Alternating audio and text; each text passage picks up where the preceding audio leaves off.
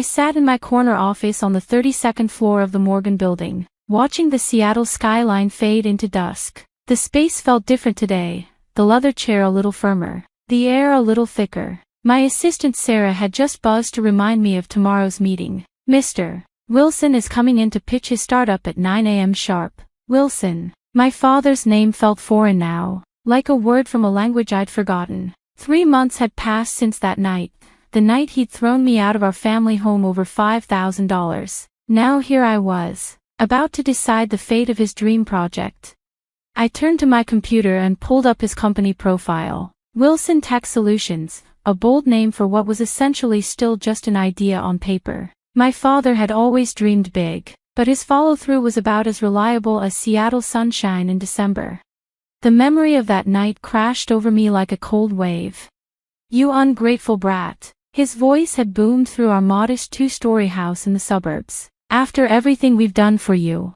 I stood my ground, hands steady despite my racing heart. Dad, I can't keep doing this. The money you borrowed last time, it was meant for my apartment deposit. Your mother and I gave you everything. He stepped closer, face red with rage. And now you won't help with a simple business investment. Simple. Nothing was ever simple with him. Every temporary loan became a gift. Every sure thing investment turned into a black hole that swallowed our family's savings. And somehow, over the years, I'd become the designated safety net. I worked for everything I have, I said quietly. The scholarship to business school, the internships, my position at Morgan Ventures. None of that came from you. Mom stood in the kitchen doorway, wringing her hands like she always did during these confrontations. Olivia, honey, please. Your father knows what he's doing this time. This time. The same words she'd used when he'd sunk $20,000 into a failed food truck venture. And before that, the doomed cryptocurrency trading scheme that cost us almost twice that amount. No, I surprised myself with how firm my voice sounded. I'm done being the family bank. Dad's eyes narrowed. Done. After everything we sacrificed for you. Sacrificed. I couldn't hold back a bitter laugh. You mean like when you used my college fund to invest in that bogus real estate scheme? Or when you remortgaged the house to chase another guaranteed opportunity? I was trying to build something for this family. No, Dad. You were gambling with our future. And every time it fell apart, I was the one who stepped in to fix it. He stepped closer, towering over me like he used to when I was small. If that's how you feel, then get out. You're no daughter of mine. The words hit like physical blows, but I didn't flinch. I'd been preparing for this moment, even if I hadn't known it. Fine. I walked upstairs to my old room, kept intact more out of habit than welcome, and grabbed the pre-packed bag I'd stashed there months ago. Some part of me had known this day would come. As I headed for the door, Mom called out, Olivia, please. He doesn't mean it. But Dad's voice cut through her plea. If you walk out that door, don't ever come back. I paused at the threshold, looked back one last time. Don't worry, Dad, I won't. The drive to my apartment that night was a blur. The same routes I'd driven countless times to drop off groceries, to help with bills, to be the responsible daughter they'd come to take for granted. Now they all looked different, like I was seeing them through new eyes. My phone buzzed constantly. Mom's texts grew increasingly desperate. He's just upset. Please come back. We need you. That last one, we need you, was what finally made me turn off my phone. Because it wasn't me they needed. It was my money, my stability, my willingness to clean up their messes. Now, 3 months later, I sat in my office, preparing to meet the father who'd disowned me. He had no idea that Morgan Ventures' youngest partner, the one he was desperately hoping would fund his latest scheme, was his own daughter. I should have recused myself from this meeting, should have passed it to another partner, but something in me needed to see this through, needed him to understand exactly what he'd thrown away. I picked up my phone and called Sarah. For tomorrow's meeting, make sure the conference room windows are unshaded. I want plenty of natural light. Of course. Mess. Wilson. Anything else? Yes. Have security on standby, just in case.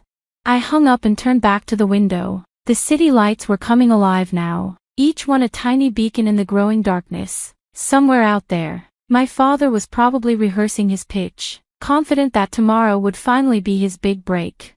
He had no idea what was coming.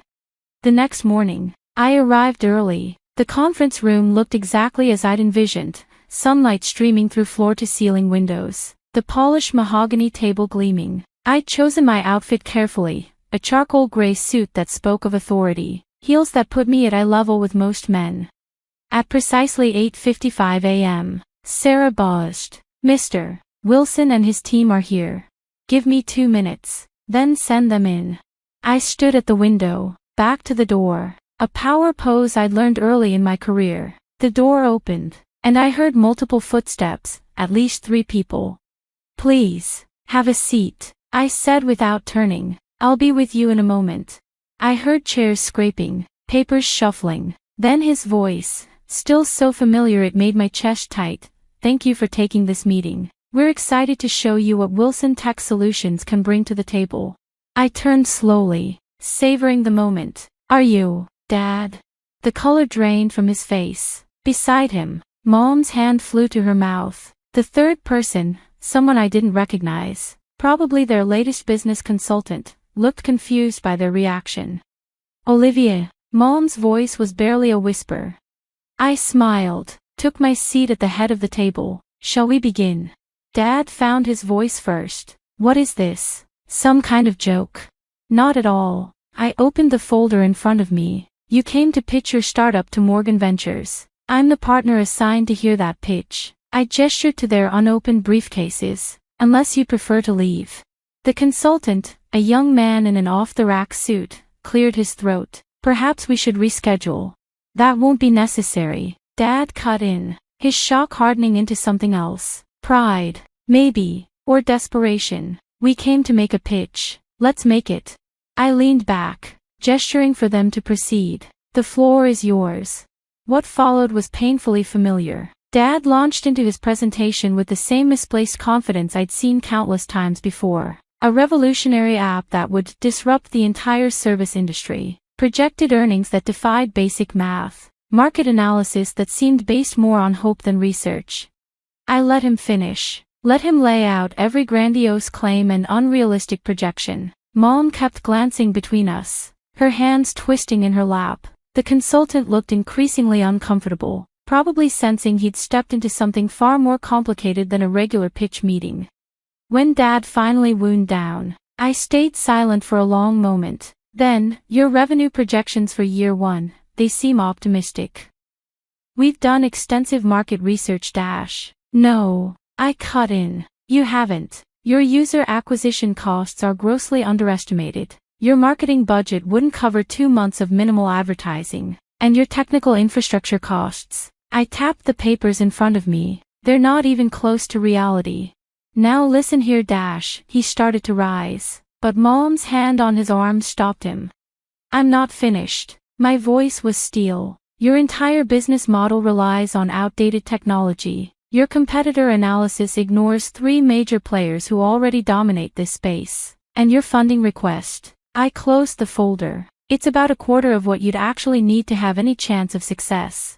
The consultant was frantically scribbling notes. Dad's face had gone from pale to red. "You think you know everything now, don't you? Sitting in your fancy office, looking down on everyone." "No, Dad. I just know business. Real business, not get-rich-quick schemes and pipe dreams." I stood up. "Morgan Ventures will have to pass on this opportunity." "Olivia, please." Mom stepped in. "We can revise the numbers. Make changes. This isn't about the numbers, Mom. It's about him." I pointed at Dad. "It's about years of watching him chase fantasies while I picked up the pieces. About being treated like a personal ATM until I finally said no. I am still your father." "Are you?" I met his glare. "Because I remember you saying I was no daughter of yours, right before you threw me out." The consultant was edging toward the door. Mom had tears in her eyes. "You want to know the real irony?" I continued. "If you had actually done the work, real market research, solid financial planning, genuine innovation, I would have funded you. Because that's what we do here. We invest in viable businesses, not desperate gambles." Dad stood up so fast his chair toppled backward. You think you're better than me. You think your fancy title and corner office make you special. No, Dad. What makes me special is that I earned everything I have. Every degree, every promotion, every dollar. I pressed the intercom. Sarah, please have security escort our guests out. You'll regret this. He snarled as 2 security guards appeared at the door. You're making a big mistake. I gathered my papers calmly. No, the mistake was thinking you'd ever change. That you'd ever see me as more than a convenient source of cash. I looked at Mom. I'm sorry it had to end this way. She stepped toward me, arms outstretched, but I shook my head. Please don't. After they left, I stayed in the conference room for a long time, staring out at the city. My phone buzzed, a text from Mom. We still love you. Please don't shut us out. I typed back 4 words. Love doesn't take, it gives. Then I blocked their numbers. That evening, I worked later than usual. The city lights came alive one by one, each one a reminder of why I'd chosen this path, why I'd worked so hard to build something real, something solid. Sarah knocked softly. Miss Wilson, is there anything else you need? I turned from the window. No, Sarah, thank you, but tomorrow, clear my morning schedule. I think it's time I looked at some of those small business proposals we've been holding. The ones from local entrepreneurs. I nodded. Yes, the ones who've done the real work, who have solid plans and just need someone to believe in them. I smiled. Someone who knows the difference between dreams and delusions. After she left, I opened my laptop and started a new document. At the top, I typed, Investment Criteria, Small Business Division. Because sometimes the best revenge isn't confrontation or anger. It's building something better than what broke you. In the months that followed, I threw myself into work with renewed focus. The small business division I created became one of Morgan Ventures' most successful initiatives. We funded local startups that had solid foundations, real businesses built on hard work and careful planning. Every now and then, I'd hear about my parents through the grapevine. Dad tried pitching his idea to other investors, with no success. Mom took a part-time job at a local store, probably the first regular paycheck in our family that didn't come from me. Sometimes, late at night, I'd wonder if I'd been too harsh, if cutting them off completely was the right choice. But then I'd remember all the years of manipulation, of guilt trips, of having my own dreams delayed or derailed because they needed just one more loan. One morning, about 6 months after the pitch meeting, Sarah buzzed my office. Miss Wilson, there's a delivery for you. It was a small package, inside. My old house key and a letter from Mom. Dear Olivia. Your father won't admit it, but you were right. About everything. We took you for granted. Worse, we took advantage of your success instead of celebrating it. I've started counseling. Your father, well, he's still your father. But I want you to know I'm proud of you, not for your money or your position, but for having the strength to say no, to demand better. I don't expect forgiveness. I'm not even asking for it. I just want you to know that at least one of your parents finally sees you. Love, Mom. I sat with the letter for a long time, emotions swirling. Then I did something I hadn't done in months. I wrote back. Dear Mom. Thank you for your letter. I'm glad you're getting help. As for Dad, I hope someday he understands that real success isn't about quick wins or lucky breaks. It's about building something sustainable, something honest.